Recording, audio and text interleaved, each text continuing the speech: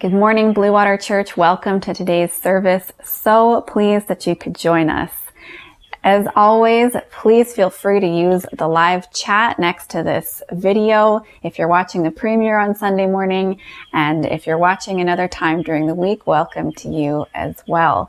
Today we're going to hear from Chris, and he is going to be sharing with us the final part of our Daring Greatly series, where we've been learning all about how we as individuals and we as followers of Jesus in church community together can dare greatly and participate in building the kingdom of Jesus right here in our midst. And we are wrapping up that this morning. We had a pause for Easter last week, but before that we'd had a number of weeks in this series. And today Chris is sharing specifically on daring greatly for the path forward. So he's going to outline 4 specific ways that Bluewater has identified as our niche, our area of expertise, 4 things that we're wanting to go all in on in the weeks and months ahead. And before he outlines those 4 things for us, he is going to first share 5 observations. These observations help to give the why behind the how and the what of what we're doing going forward. And so that's where we're going this morning. The message is a little bit longer than usual, so get an extra coffee, settle in, get comfortable. It's going to be worth it. You'll want to stay tuned to the very, very end. Lots of good content, information, thought-provoking, exciting things that Chris is going to share with us, but he's also going to share what his plans are for later this spring. So what's next for Chris? He's going to be sharing with us what that is at the end of the service. So stay tuned for that. And so I'm going to keep this part short. I'll see you again after the service. But first, I do also want to mention that we are still continuing our fundraising campaign that we're calling 20K for 2021, where our goal is to raise $20,000 above and beyond the regular giving and donations to Bluewater Church.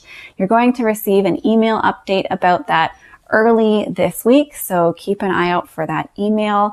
And we'll announce the total of the fund next Sunday during our online service. If you still would like to donate to that, then you can do that by visiting our website, www.bluewater.church/give. There are options there to give to this 20K for 2021 fund. $20,000 is roughly the amount of 1 year's worth of rent at our ministry space downtown Kincardine, which we call the Bridge. And we just feel like this is a time for us to invest in a little bit of financial margin so that we can leverage kingdom building opportunities as they arise, so that we can continue to meet needs as we see them arising over the next year. And having a little bit of financial margin will put us in a really good situation to be able to respond flexibly and quickly. So Nathan is going to open with a worship song in just a moment. So get your singing voices ready. But first, would you pray with me? Good morning, Jesus. We're here to meet with you. We're here to look at the road before us and to take your hand and walk with you where you're wanting to lead us. We acknowledge that we are in your presence wherever we are this morning, that you are with us. And we ask that you would fill the heart of each one watching this service. Would you fill our hearts with your love? Pour your love into our hearts so that we are completely saturated by your love, and that nothing else would make a dent on us because we are so filled with your love. Would that be the thing that informs us today, this morning, and as we leave this service and throughout the week? Would you fill us with your love, and would that pour out of us to the people around us? In your beautiful name we pray. Amen. If you'd like to stand up, then please stand and let's sing together. The atmosphere changing now, for the Spirit of the Lord is here. The evidence is all around that the Spirit of the Lord is here. The atmosphere is changing now, for the Spirit of the Lord is here. The evidence is all around that the Spirit of the Lord is here. Overflow in this place. Fill our hearts with your love. Your love surrounds us. You're the reason we came to encounter your love. Your love surrounds us.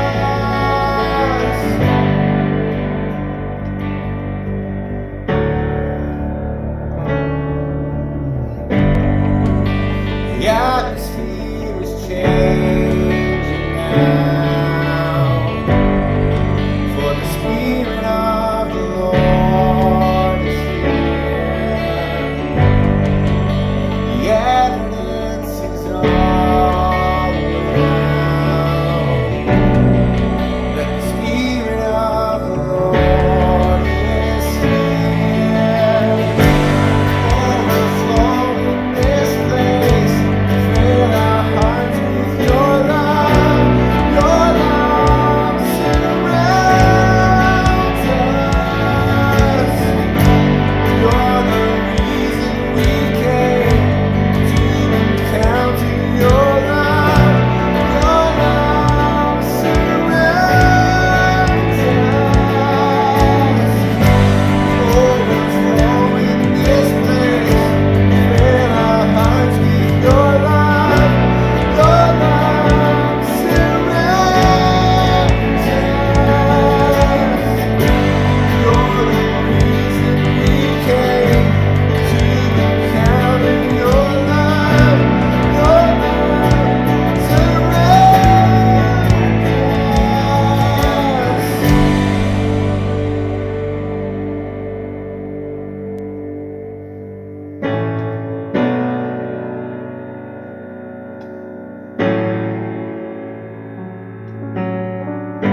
Spirit of God, fall fresh on us.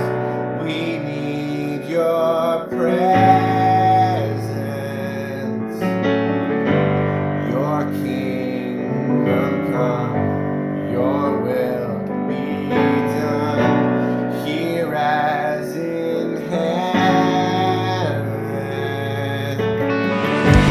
Spirit of God, fall fresh on us. We need your presence.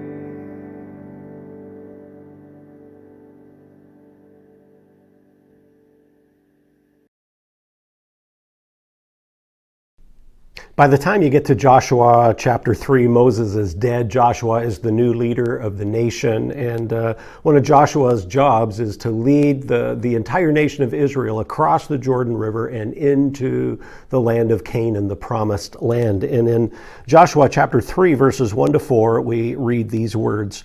Early in the morning, Joshua and all the Israelites set out from Shittim and went to the Jordan, where they camped before crossing over. After 3 days, the officers went throughout the camp, giving orders to the people. When you see the Ark of the Covenant of the Lord your God and the priests who are Levites carrying it, you are to move out from your positions and follow it. Then you will know which way to go, since you have never been this way before. Since you've never been this way before. What a great phrase to describe this whole last year of pandemic. We've never been this way before. How important it is to follow God. To follow God even when the way is clear, but particularly when we've never been this way before. And here we are at Bluewater, and we're entering into a new time. We've never been this way before.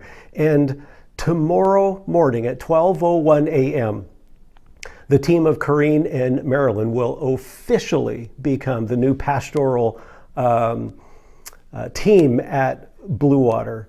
Corrine as lead pastor and Marilyn as co-pastor, giving leadership to Moorings at 12:01 a.m. You should call them. They would love that. Corrine will probably be awake anyway. Marilyn, perhaps not. But we've never been this way before, and how important it is to follow God. It seems almost shocking to me that that in about a month and a half, it will have been 7 full years that I have been the Sunday by Sunday preacher at Bluewater. It was the first Sunday of June in 2014 that I began what was to have been a 3-month kind of stopgap measure.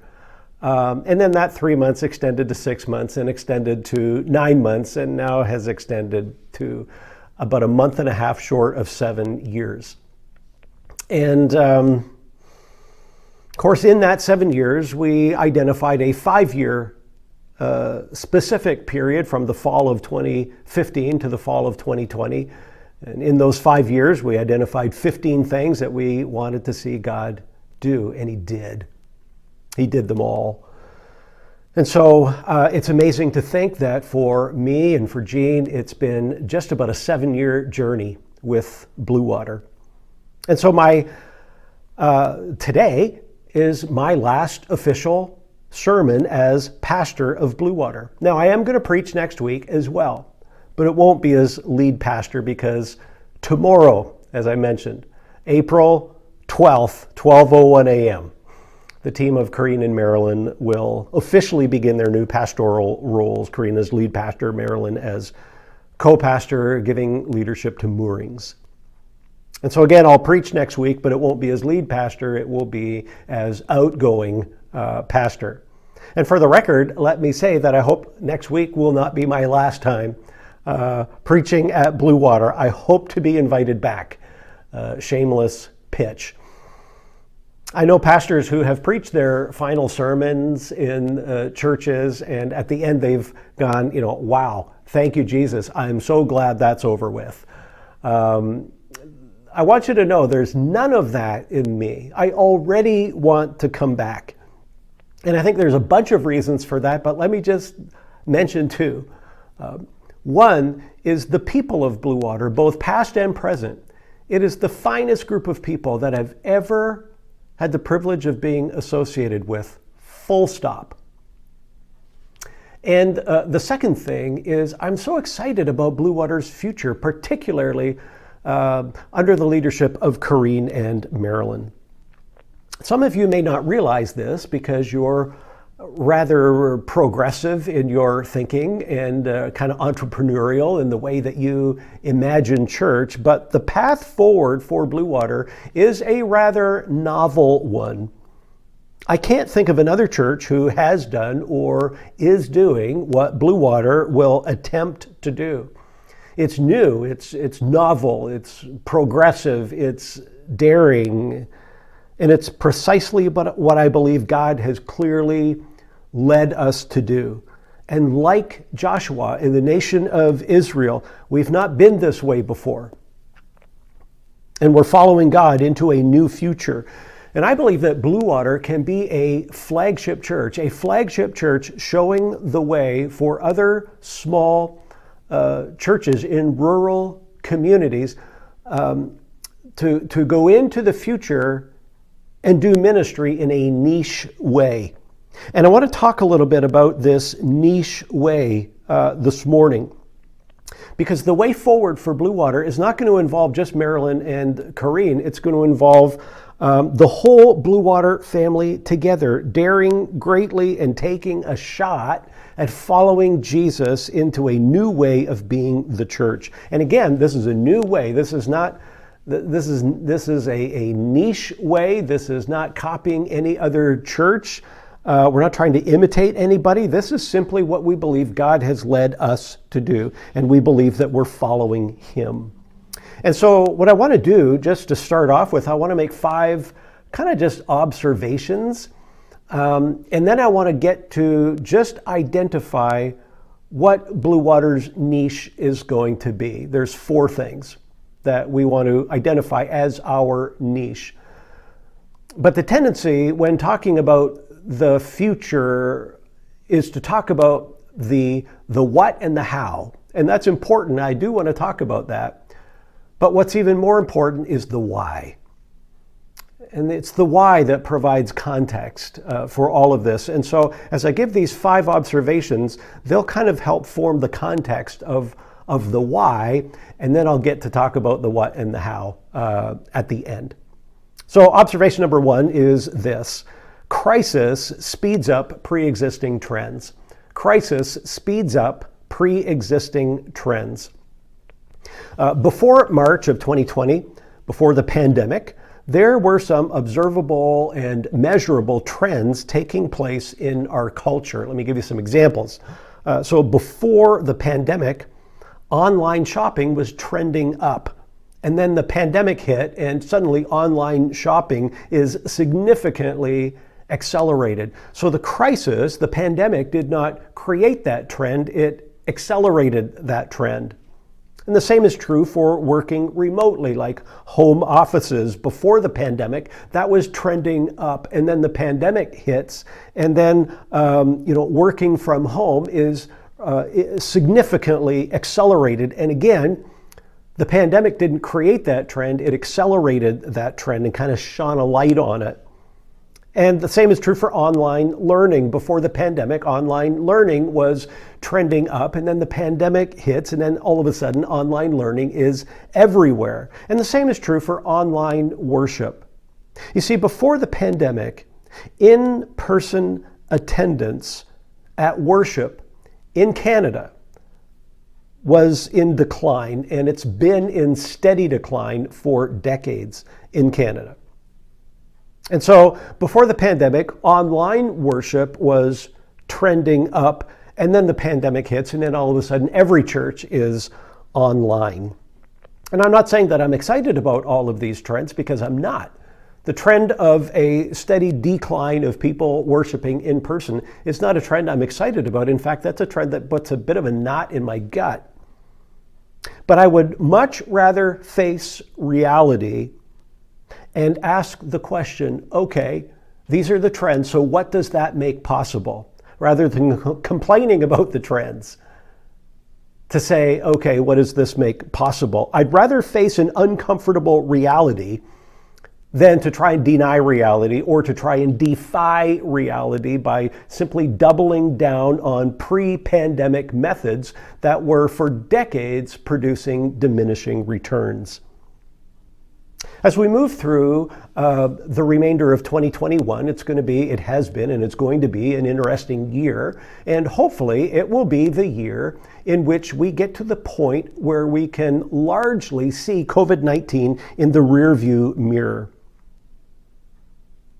And what we'll see is that some of these trends that have been accelerated by COVID, some of those trends will slow, but nobody that I know thinks we're going back to 2019.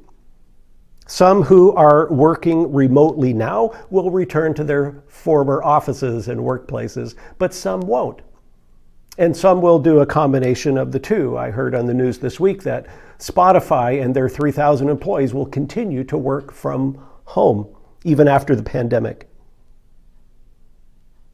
Some will go back to shopping in store, but lots will continue to shop online, or some combination of both. Some will go back to in-class learning, but others are going to remain engaged in online learning, or some combination of both. And the same is true for online worship. There's going to be lots of people who will be anxious to get back to exclusively in-person worship, and some won't. Some will continue to engage online or in some kind of hybrid combination of both. One of the things that we're able to do right now is to learn from some of our American neighbors and some of those states that have reopened 100%, where churches are now opened 100%. And so we can kind of watch the trends of that and get an idea of what we might experience going forward. And the Southern Baptist Convention has done a really good job of tracking these trends and reporting on them. And really, it's been in those states that have opened 100%, it's been kind of a story of thirds. About a third of churches have experienced 40% or less return in person of their pre-COVID attendance. Another third of churches are experiencing 40 to 70% of their pre-COVID attendance. Another third are experiencing 70 to 100% of their pre-COVID attendance. And so what it's helping us to see is that social behavior does not necessarily track with the legal permissions. So crisis doesn't necessarily create trends. What it does is it accelerates trends and shines a light on them. If you remember in the spring of 2020, when COVID hit, the shutdown was like somebody throwing a switch, right? But getting to post-COVID is not like flipping that switch back on. It's very intermittent, it's very unsteady and uncertain, with all kinds of setbacks and all kinds of frustrations. Like, who would have thought over a year ago that right now, April of 2021, we'd be under another stay-at-home order. And we're never going to return to exactly what it was like in 2019. And so here at Bluewater, we've been engaging in Sunday morning online worship. We've been doing this for about 13 months now. And so in March of 2020, we adapted rather quickly. And along the way, we've made some modifications and hopefully some improvements and some innovations. And what we see at this point is that online worship it's not going away.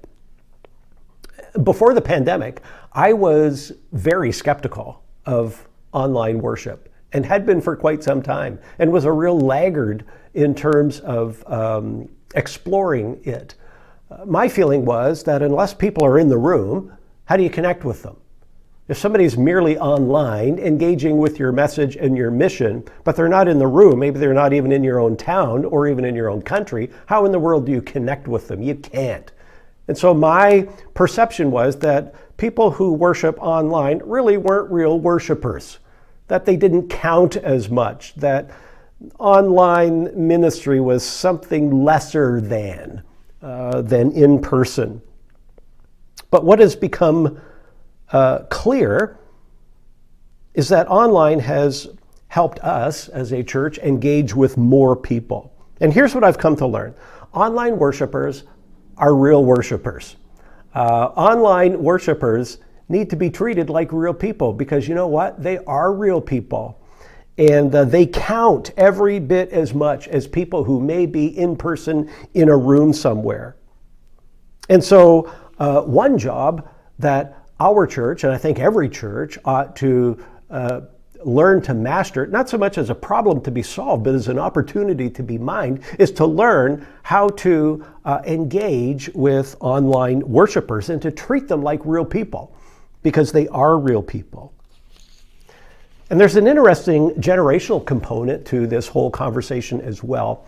Barna Research Group did some research in 2020, And they reported that 71% of baby boomers, and baby boomers are age 57 to 75, that 71% of baby boomers want their worship experience to be in person only. But all other age groups want some varying degrees of a hybrid model of both in person and online.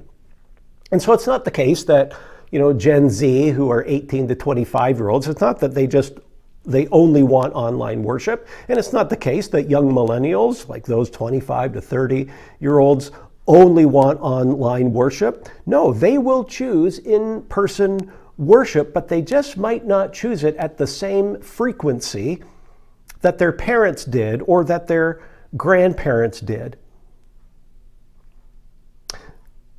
During the pandemic, what we have seen is that some who have begun to engage in online worship have actually found that experience to be helpful and beneficial, not to mention convenient and less time-consuming. I know that there are families, for instance, say a mom and dad and 3 kids, where the Sunday morning worship experience used to be a 4-hour experience. By the time they get the kids out of bed, get them fed, get them in some decent clothes, mom and dad get themselves ready, everybody gets in the car, they travel to the church place, they get the kids situated, mom and dad get engaged in their ministry thing, or maybe they're just sitting in the service, they go through that, then they have the proverbial bad cup of church coffee afterwards, and then get back in the car and drive back home, and by the time they get there, it's been about a 4-hour experience, and a rather exhausting one at that. And so there are some families who during COVID have really enjoyed a 55-minute online experience as opposed to a 4-hour in-person one. And it's not that they'll never return for in-person worship. They will. They just might not do it as often. And again, that was the trend even before COVID. And if we look at the data honestly, we can see clearly that it has been increasingly difficult for local churches to get people to show up on a Sunday morning. In Canada, in-person attendance at Sunday morning worship has been in decline, and it's been in decline for decades. And even people who do attend in person have been doing so less frequently. Like when I was a kid, regular church attendance for us meant like 48 times a year.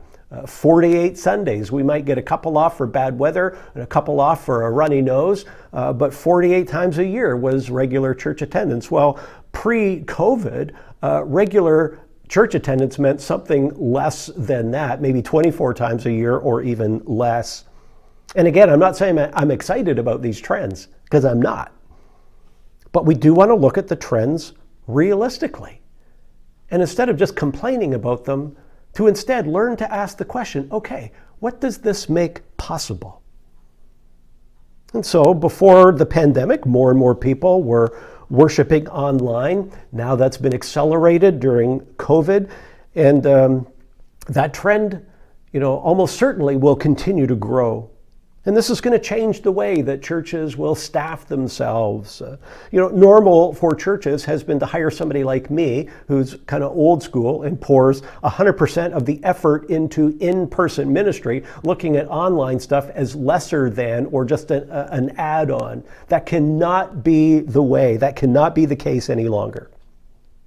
A second observation I want to make is that going forward, churches that thrive will focus on engagement and not just attendance. Focus on engagement and not just attendance. For much of the 20th century, the evangelical church world has gravitated to an attractional model of church. And the attractional model placed emphasis on attendance. And so the more people in the room, means the more successful that you are being. And so a growing church was a church that had an increasing number of attenders. And some of you might remember back in the 1970s and the 1980s in what was called the church growth movement. Churches would self-identify as the largest this and the fastest growing that. And some urban churches would get fleets of buses and send them out to pack them full of children to inflate their numbers so that they could advertise and compete with other churches. And so it's very easy to see how this idea of filling a room on a Sunday morning has somehow mistakenly been perceived as the mission, when what it really is a method. But because we've prioritized attendance for the last number of decades, it's no wonder why some people are in such an urgent rush to return to, shoulder to shoulder style Sunday morning ministry in a room, sitting in rows, consuming content. Because if you've come to see that as the mission, well, it's only going to be natural that you're going to want to get back to it as quickly as possible. And so we see some churches doing that, don't we? Some churches are really scrambling to do that, some even willing to violate regulations in order to do that. Some churches protesting to be able to meet in person at whatever rate and with whatever numbers that they want. In some cases, churches are engaged in legal action. And I think, personally, at least in some cases, it's because churches have lost sight of what the mission is. The mission is not to make a crowd, the mission is to make disciples. And what they're actually fighting for are methods, not the mission.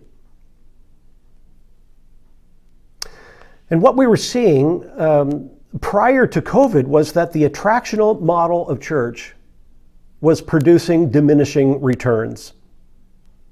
The attractional model treats attenders like consumers. But in 2021, what we're finding is that people are hungry for more than just content to consume as a spectator. People don't merely want something to attend. People want connection to something personal, something meaningful, something bigger than themselves. And so the trend going forward is going to be a trend where engagement is going to be the focus more than merely attendance. The focus is going to be on more than just consumption. Engagement, says Carey Nieuwhof, engagement is the new attendance. And we know that a full room does not necessarily mean a fulfilled mission. The mission of the local church is not crowd making. The mission of the local church is disciple making. And so again, successful churches going forward will focus not just merely on attendance, but on engagement. Not merely on simply gathering Christians, but on equipping Christians. And the internet has drastically changed things. If you think the last 20, 25 years, for instance, 25 years ago, if an individual wanted to consume Christian content, the first way and the primary way that they would do that would be through attending in person their local church. And they would listen to teaching, they would hear sermons, and so on. Now, to get additional content, they may watch TV and watch like a Charles Stanley or a Jerry Falwell or People's Church or something on TV, or they may listen to radio and listen to a Chuck Swindoll. They might order cassettes, they may order DVDs and that kind of thing. But primarily, Christian content came by way of the local church. But with the rise of the internet, what we're finding is that people who want Christian content will increasingly find it online 24/7 and for free, right? And so this has been really challenging for local church pastors. It's created kind of a crisis of confidence for many local church pastors, because some local church pastors like me feel the need like we've got to compete with this online content that's available. And as much as I don't even like to admit it, small town pastors like me are not going to produce content like a Bruxy Cavey. or like an Andy Stanley. And so people who want Christian content are increasingly going to go to the internet and watch the Bruxy Caveys and the Andy Stanleys and watch them for free. And those guys, you know, they're like the Austin Matthews and Connor McDavids of the preaching world, right? And the rest of us are like junior C players. And so what we're seeing is that more and more, what people want from their local church is not just content, because there's much better content available online, admittedly. What people are increasingly wanting from their local church is engagement, is connection, is meaningful and local engagement. And you know, as gifted as Bruxy Cavey is, and as gifted as Andy Stanley is, they don't know anything about Kincardine. They don't know anything about our community. Neither of them can out-local this local church in Kincardine. Neither of them can out-community this community church in Kincardine. The third thing, I mentioned it earlier, it's about hybrid ministry, a combination of both online and in-person ministry. In-person ministry is not going anywhere. It's essential. It will always be part of church. And I believe that one of the very best venues for meaningful and transformational in-person ministry is moorings. Even Andy Stanley, the Austin Matthews of preachers, Andy Stanley admits that circles are better than rows. Circles are better than rows. And moorings provide such a beautiful venue in which Christians can practice the one another's of the Scripture. And our mooring ministry here at Bluewater is still in its infancy. We've not gone through year 2 yet, and more than half of the time it's been during COVID. But even with those restraints, I think we've at least been able to get a taste of what small group ministry can facilitate in terms of sharing and caring and engaging in mission and studying the Scripture, etc.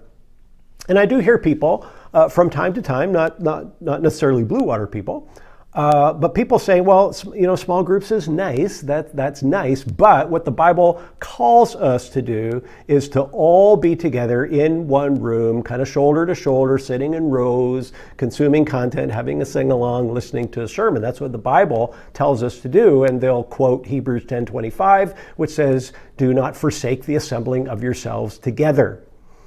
And the author of Hebrews most definitely did not have in mind sitting together in a church building or in some large room shoulder to shoulder. That did not exist when the author of Hebrews wrote chapter 10, verse 25. Nor was the Bible even something available. It wasn't completed at that time. And so what the author of Hebrews is describing is that which we must not forsake is our idea of moorings. It's getting together in small groups, in homes for sharing and caring and prayer and accountability and worship and mission and so on. And so that's the model that we are using to form our moorings. Small groups, in-person gatherings distributed throughout our community, and of course even online, but where people can learn the Scripture and live it out in community and reach out in love and in mission and in caring. And so, yes, in-person ministry is essential, and it's always going to be the place. It just doesn't have to be all at once in a building to consume content. In-person ministry can effectively happen in small groups. I will tell you as a pastor that pastors are obsessed with full rooms. We love counting people. That's our thing. Why? I always hate to tell you the reason, but at least some of the reason has to do with ego. We feel good about ourselves when we're preaching to a full room. It's addictive. And full rooms make such great pictures. Like if you send your photographer to the back of the room and they get just the right angle and take the picture, the room can even look fuller than it really is. And those are the pictures we love to see posted on the website and on Instagram and so on. And pastors love that. And that's one of the reasons why pastors are so hesitant to call, gathering together in a big room, sitting in rows, shoulder to shoulder, consuming content. We're so hesitant to call that what it is, which is a method. It's not the mission. And we become very committed to that method, in some cases, for reasons of ego. Because we really don't know how to feel good about ourselves if we're not sitting in front of a full room. But if the vision of Bluewater shrinks to the size of a room that we can fill, then we have missed the mission of Jesus for the local church. The fourth observation I want to make is that it's about finding your niche. It's about churches finding their niche. My mom worked at Sears Canada, when I was a kid, and Sears Canada was profitable. I have heard that they were profitable right through till 2012. But my mom worked there in the early 80s, and you might remember the slogan of the early 80s. There's more for your life at Sears. And, back in the day, you could walk into a Sears retail space, and it was big, but it wasn't so huge that you'd get lost in it, not like some of the ginormous box stores. But you could go into that retail space, and you could buy a bathing suit. You could buy new pots and pans, a set of golf clubs, a lawn tractor. You could get a cologne or perfume. You could get a haircut. And then, buy a washer and dryer on your way out the door, all under one roof. And that model of trying to be everything to everyone is going away. And it's going away not just in the marketplace, but also in the world of church. Like our culture, we're seeing in the culture the proliferation of the very large and also of small niche stores, specialty stores, and churches that try to do everything for everyone are disappearing too. And so there are churches that really try to reach everyone and have a program for everybody. And what's happening is that it is stretching their diminishing resources to where all of these things can only be done with mediocrity, and it's burning out volunteers, and it's burning out families, and it's almost like we're equating busyness with godliness. And so what we're seeing is that small churches like Bluewater need to learn to become expert in a few things as opposed to mediocre in many things. And small churches like Bluewater that learn to thrive in their niche will not only survive, but will indeed thrive. Fewer things, niche ministry, fewer things being done better, fewer things being done in unhurried fashion, fully engaged, fully present, interruptible, at the pace of Jesus, like we talked about a couple of weeks ago, so that there's margin. The fifth observation I'll make, and I know I'm running out of time, so I'm going to go fast here, has to do with a youth movement, the need to release young people into positions of ministry leadership. As youthful as I might feel, I am not young. I am 56 years old. And, every church that I know of wants to reach Gen Z, 18 to 25-year-olds. Every church wants to reach young millennials, those 25 to 30-year-olds. And statistically, the 56-year-olds are not going to be the people to do that. It's going to be the young millennials and the Gen Z who are going to reach young millennials and Gen Z. And so it means that we as local churches need to invite 18 to 25-year-olds and the 25 to 30-year-olds and the 30 to 40-year-olds. We need to invite them to the leadership table, not just as observers, but we need to invite them and to let them lead. It's interesting that right now, Millennials, those who are 25 to 40 years of age, make up 50% of the workforce. And in 5 years, they'll make up 75% of the workforce. We need a youth movement in the church. We need to invite young leaders to the table and let them lead.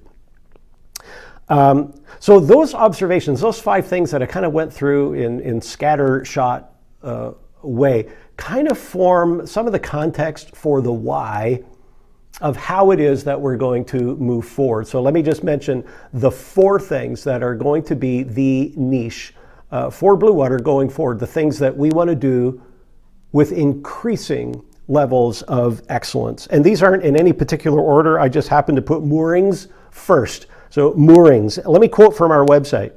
Bluewater moorings are Jesus-centered, grace-first groups where everyone is welcome. Moorings gather weekly to pray, connect, encourage, study, and impact the local community through acts of service. We believe that family-like community is the most effective way to mobilize the church to grow in depth and breadth. And so here at Bluewater, our intention is not simply to be a church with moorings, but rather to be a church of moorings. You can see there's a distinction there. The second thing that we'll go all in on as the second niche way of doing ministry is our online worship service. And we want to, going forward, create online worship services that are increasingly focusing on equipping and transformation and not just content. And I don't want this to be a spoiler alert, but I want to give you an idea of what you're going to experience, like in May and June, for instance. You're going to continue to see familiar faces, for sure, in the online services, but you'll also see some less familiar faces. One of the faces that will show up in May is my friend John Hand. John was really my first point of contact when I kind of started into BIC ministry. John was he worked for the BIC in leadership development. He's been to Bluewater. He's been to Kincardine. He loves Kincardine. He stayed at my home multiple times. John now works for the Meeting House in leadership development. He is also co-leader of a new Anabaptist ministry called the Jesus Collective, which has in very short time gone global in an amazing way. John Hand he's an Austin Matthews type caliber of preacher and leader. I say Austin Matthews because Austin Matthews is an American and so is John. And John's going to speak to Bluewater on a Sunday in May. And it's not going to be just a video of John speaking somewhere else and we're just stealing that video. No, it's going to be John speaking to Bluewater directly, to us in our context. And John is going to speak about how to be a unified, Jesus-centered church. And then the next Sunday in May, Corrine is going to interview John, and they're going to drill down on that content. And then the next Sunday will be a roundtable discussion of Bluewater people taking that content and looking at the practical implications for what that means for us engaging with each other and engaging with our community. And then another Sunday in May, it will be Corrine preaching and leading in communion. That's a sense of what May will be like. Let me give you a sense of what June's going to be like. In June, you're gonna meet a young, energetic guy that I love to be around. And I first knew him as a kid when his dad was the pastor of my parents' church in Meaford. His name is Matt Vincent.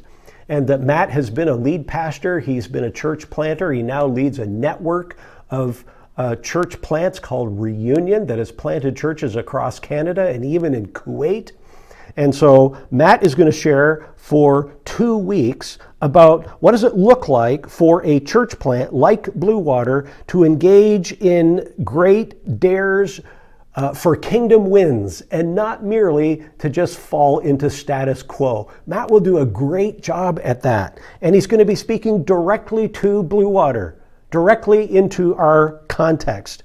That's kind of a sneak preview, and Corinne has been working very hard behind the scenes, putting all these pieces together. And it's going to be high caliber presenters. And that's one of the things that online ministry makes possible, to have high caliber people speaking directly to us about equipping and ministry in our context. These are people that we would not likely be able to get here in person. And even if we could, it's not likely that we would want to pay for all of that. It'd be very expensive. But thanks to the magic of video, we can have them speaking specifically to us in our online services, speaking specifically into our context. And as I mentioned earlier, this is a novel approach. I don't know of any other church that has done this or is doing this, and this is going to be a unique, novel way forward for Bluewater. The third thing that we want to go all in, and I'm going to do this very quickly, the third thing is drop in at the bridge. We don't merely want to just maintain drop-in, but we want to further engage with it, because it's the primary way that we express our downtown touch here in Kincardine. And it's one of the main ways and one of the most beautiful ways to be the hands and feet of Jesus in our community. The fourth thing that we want to go all in on as our niche and do with excellence is a monthly in-person celebration service. And this would be, I don't want to say it's a party, but it's going to be celebratory. It's going to be lots of music and stories and memorable moments, like moments that can't be downloaded type things. Prayer, scripture, baptisms, lots of food at these. You know, I have here in my hand, these are Corinne and Marilyn's job descriptions going forward. They're beginning that at 12:01 a.m. tomorrow morning. And Corinne's job description as lead pastor is for 30 hours a week. Marilyn's job description as co-pastor giving leadership to Moorings is for 10 hours a week. And when you look at everything that is on those job descriptions, it will consume all 30 of Corinne's hours and all 10 of Marilyn's hours. And so as you listen to that list of 4 things that we're going to go all in on, it's a small list. There's a lot of things that aren't on there.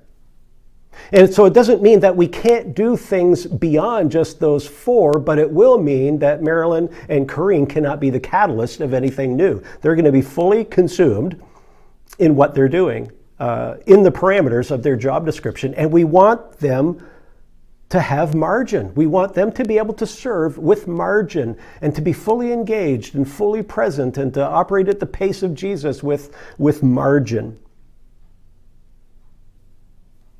And Corinne, too, I should mention, this fall will be in seminary. And that's going to be outside of these 30 hours of work. So she's going to be a seminary student in online learning this fall. One of the things, too, let me just say this, that's going to have to be more and more and more a part of our conversation is local churches, like local churches in our town, need to learn to work together more than we do. A lot more than we do. Corinne and Marilyn and I sat down with one of the local pastors from our area just about 3 weeks ago for a very candid conversation where we said to this pastor, okay, here's the 4 things that we're going all in on. And we want to become expert in these things in increasing fashion.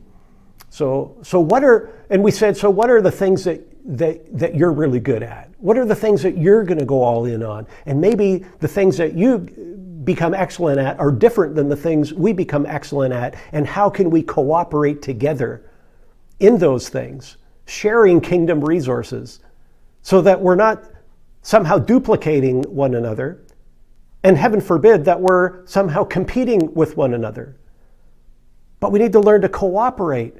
We need to see that this is a kingdom which is bigger than any of our local expressions, our local bodies. And yeah, we kind of all follow Jesus in a different way, but we're all following Jesus. And so we need to increasingly learn how to do that together. We're not going to be Sears. We're not going to try to be everything to everyone. We're not going to offer bathing suits and pots and pans and lawn tractors and haircuts and the cologne.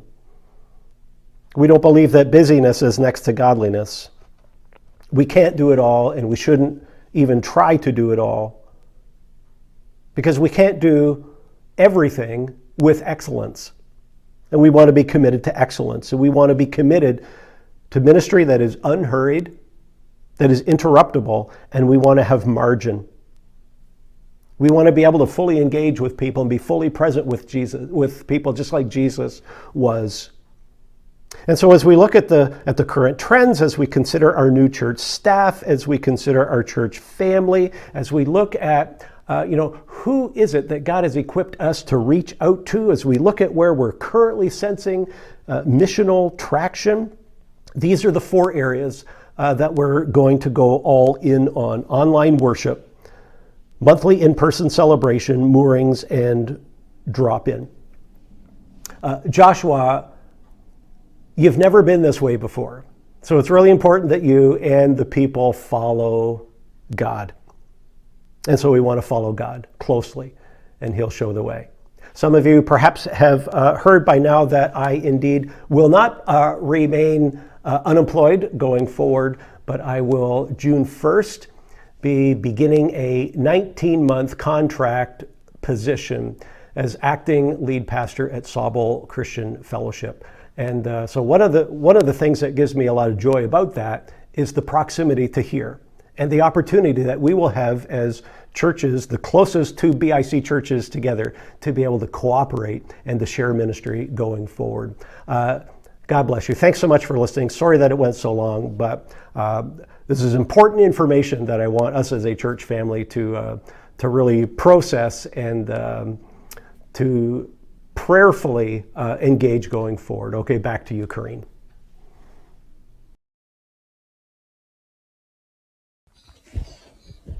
Thank you so much, Chris. See, I told you it would be worth staying to the very end. And I hope that you can come back again next Sunday for our online service, where we'll hear one more message from Chris. As he mentioned, that will be his last Sunday speaking at Bluewater Church for a while, but not forever. We look forward to having you back again soon, Chris. And we'll leave the rest for next Sunday. But in the meantime, I would like to leave you with this benediction, this blessing written by Carol Penner. I've read some of her prayers before. She's a Mennonite pastor and worship leader in Waterloo. And after this, Nathan will lead us in a closing song. So thank you for that, Nathan. So let me leave you with this. Go into your week with your ears pitched to the sound of God's voice calling your name. Go into your week with your eyes peeled for the face of Jesus in unexpected places. Go into your week with your soul poised to receive the Spirit of God, the Spirit of peace.